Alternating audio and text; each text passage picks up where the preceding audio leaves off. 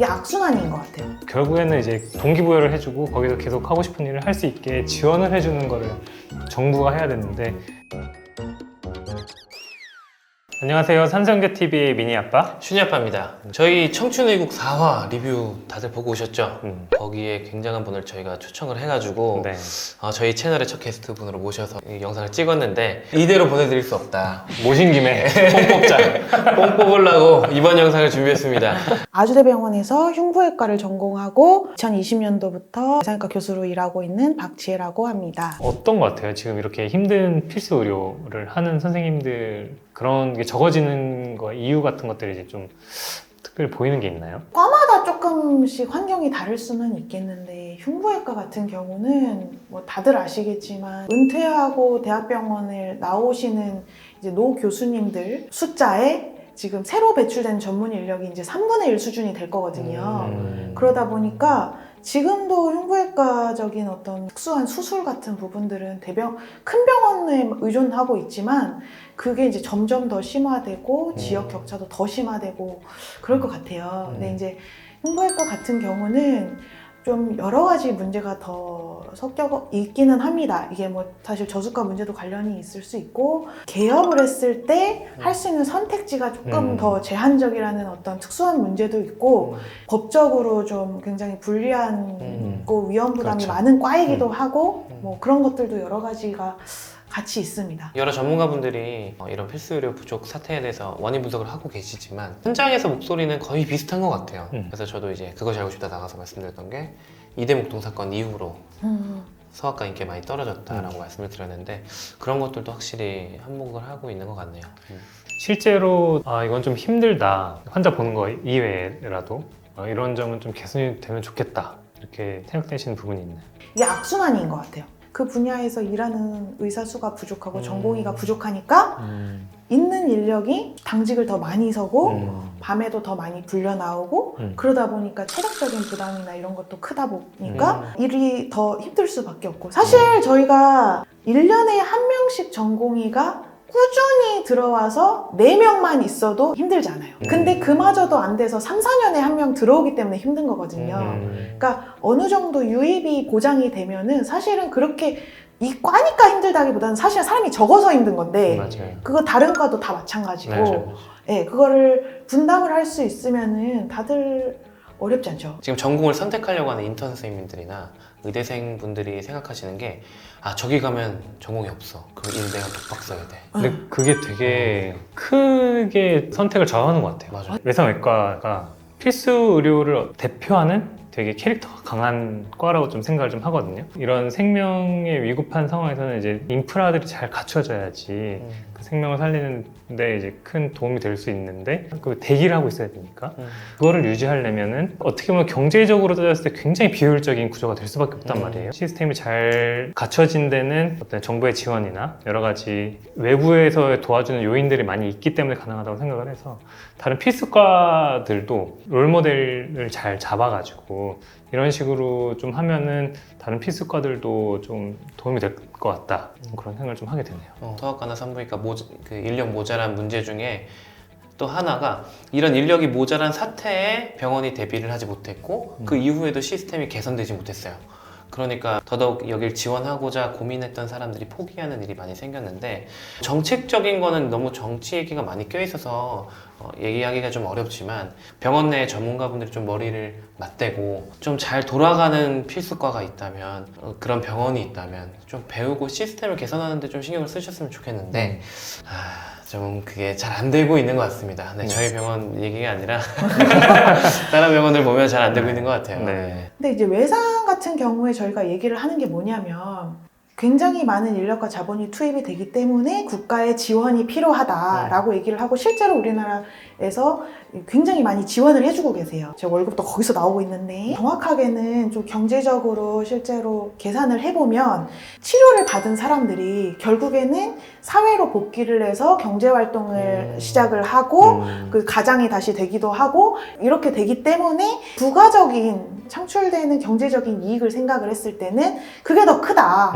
그러니까 외상이 충분히 투자를 하고 지원을 하는 것이 국가 차원에서 봤을 때 결과적으로는 이득이다라는 그렇죠. 게 사실 이제 중론이에요. 네. 물론 다른 쪽도 마찬가지죠. 그 단편적인 음. 측면에서의 손익적인 부분만 맞아요. 사실은 볼 맞아요. 부분이 아니라는 생각도 하고 맞아요. 좀 더 큰 투자나 지원도 필요하지 맞아요. 않을까 네, 생각을 맞아요. 합니다. 저희가 이 문제는 안 건드리고자 했는데 이 질문 하나 드려보도록 하겠습니다.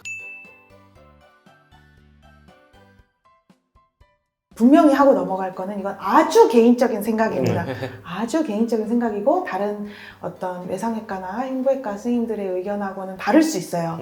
의대 정원을 늘리는 것 자체에 대해서 무조건 틀렸다, 반대한다라고 사실 생각하지는 않아요. 그렇지만 필수 의료 인력의 부족 사태를 해결하기 위해서 예를 들어서 의대 정원을 1000명을 늘리겠다. 이거가 해결책이냐라는 것에 대해서는 물론 미미하게 늘어나는 효과도 있을 수는 있겠지만 비합리적인 대책이다라고밖에 사실 생각이 들지가 않아요. 크게 뭐 의료적인 측면과 또 비의료적인 측면으로 저는 이제 두 가지를 생각을 했을 때 문제가 뭐라고 생각을 하냐면 일단은 이제 우리나라 의료 시스템은 효율적이고 좋다고들 말을 해요. 다른 나라랑 비교를 했을 때. 그러니까 의료비 지출 대비 의료 시스템이 훌륭하다. 그 말이 틀린 말은 아닌데 어두운 측면으로서 저희가 얘기를 하고 있는 부분이 또 많은 분들이 모르시는 게 의료비 지출 상승률은 우리나라가 OECD 1위예요. 그러니까 빠른 속도로 의료비가 증가를 하고 있어요. 근데 이제 그거의 큰 이유 중에 하나는 건강보험의 보장성이 약하다는 점. 우리가 꼭 필요한 의료 행위에 대해서도 보험에서 충분히 보장받고 있지 못하다 보니까 사보험을 가입할 수밖에 없고.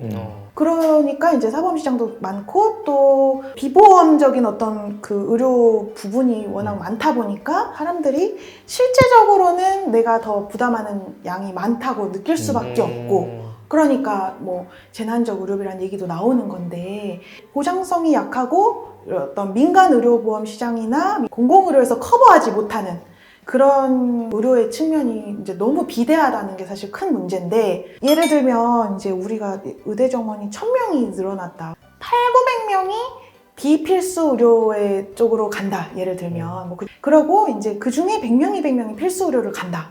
그러고 하면 그들이 이제 필수 의료를 지원을 함으로써 이제 인력 보충이 되는 효과도 물론 있을 수는 있겠지만 의료비 측면에서 봤을 때 그런 시스템적인 문제들을 덮어놓고 개선하지 않은 상태에서 이제 이렇게 인력만 추가적으로 배출이 되면 건강보험 재정 측면에서나 아니면은 국가적인 의료비 부담 측면에서나 이런 거는 악화되는 거가 있을 수밖에 없다는 생각이 들어요. 그래서 항상 얘기하는 필수 의료를 하시는 분들의 어떤 저수가나 이런 부분도 개선도 돼야 되면서 보험의 어떤 보장성이라든지 그런 공공의료 강화를 같이 되면서 그러고 나서 의대 정원을 늘린다면야 그럴 수도 있다고 생각을 하고 그게 꼭 틀렸다고는 생각은 하지는 않습니다. 근데 의대 정원만 덮어놓고 늘린다. 이거는 아마도 득보다 실이 크지 않을까.